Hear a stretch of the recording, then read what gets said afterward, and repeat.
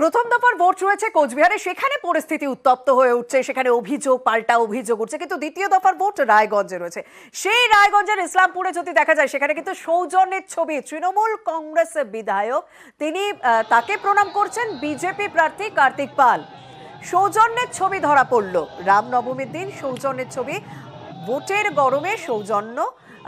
মানে প্রথম দফার ভোট কোচবিহারে, যেখানে বিক্ষিপ্ত অশান্তি ঘটনা ঘটেই যাচ্ছে, একের পর এক অশান্ত পরিস্থিতি, সেখানে কয়েক কিলোমিটার দূরে যেখানে দ্বিতীয় দফার ভোট রয়েছে রায়গঞ্জ, সেই রায়গঞ্জে সৌজন্যের ছবি ধরা পড়ল। তৃণমূল বিধায়ককে প্রণাম করলেন বিজেপি প্রার্থী কার্তিক পাল। তৃণমূল বিধায়ক আব্দুল করিম চৌধুরী, তাকে প্রণাম কার্তিক পালের। সৌজন্যের ছবি ধরা পড়ল ইসলামপুরে।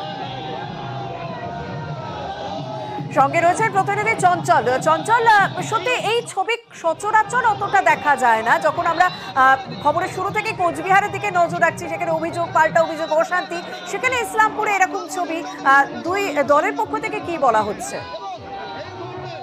যেমন সমীক্ষা তোমাকে জানিয়ে রাখি যে অন্যান্য জেলাতে তৃণমূল এবং বিজেপির মধ্যে যে অভিযোগ পাল্টা অভিযোগ হচ্ছে, কিন্তু ইসলামপুরে এক সৌজন্যের ছবি ধরা পড়েছে। কারণ আজকে রামনবমী শোভাযাত্রা রয়েছে ইসলামপুরে এবং দেশের দ্বিতীয় বৃহত্তম শোভাযাত্রা বললেই চলা যাবে। কিন্তু তোমাকে জানিয়ে রাখি যে স্টেট ফার্ম কলোনি থেকে কিন্তু এই শোভাযাত্রাটি শুরু হয় এবং এই শোভাযাত্রায় অংশ নেন রায়গঞ্জের লোকসভা কেন্দ্রে যে বিজেপি প্রার্থী রয়েছেন কার্তিক চট্টোপাধ্যায়, তিনি কিন্তু এই শোভাযাত্রায় অংশ নেন এবং সেই শোভাযাত্রায় অংশ নেওয়ার পরে কিন্তু তিনি হেঁটে যখন পুরাতন বাস স্ট্যান্ডে পৌঁছান, সেখানে আব্দুল করিম চৌধুরী ইসলামপুরের বিধায়ক, তার তরফ থেকে কিন্তু সেখানে জলপানের ব্যবস্থা করা হয়েছিল এবং সেখানে ভক্তরা, রাম ভক্ত যারা অংশ নিয়েছিলেন তারা জলপান করেছিলেন। হঠাৎই কিন্তু আব্দুল করিম চৌধুরীকে দেখে তার সাথে ছুটে যান রায়গঞ্জের বিজেপি প্রার্থী কার্তিক চট্টোপাধ্যায় এবং তার পা ছুঁয়ে কিন্তু প্রণাম করলেন এবং প্রণাম করে আশীর্বাদ নিলেন। এবং দুই দলেরই একের ওপরে যে বক্তব্য রয়েছে, তারা বলছেন যে এটা সৌজন্যের একটা ব্যাপার রয়েছে, যেহেতু এখানে রাম ভক্তরা আসছে, আমরা প্রতি বছরই কিন্তু এখানে অংশ নিই এবং হিন্দু মুসলিম বলতে এখানে কোনো কিছু নেই, সবাই একই রয়েছে, এমনটা কিন্তু দুই দলেরই তরফ থেকে কিন্তু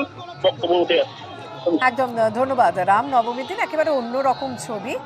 বিজেপি প্রার্থী তিনি যখন রামনবমীর মিছিল নিয়ে যাচ্ছিলেন, তখন তৃণমূল বিধায়ক ওখানে জল দেওয়ার ব্যবস্থা করেছিলেন। কার্তিক পাল তিনি নিজে ছুটে যান, বিধায়কের পা ছুঁয়ে প্রণাম করলেন। সৌজন্যের ছবি ধরা পড়ল।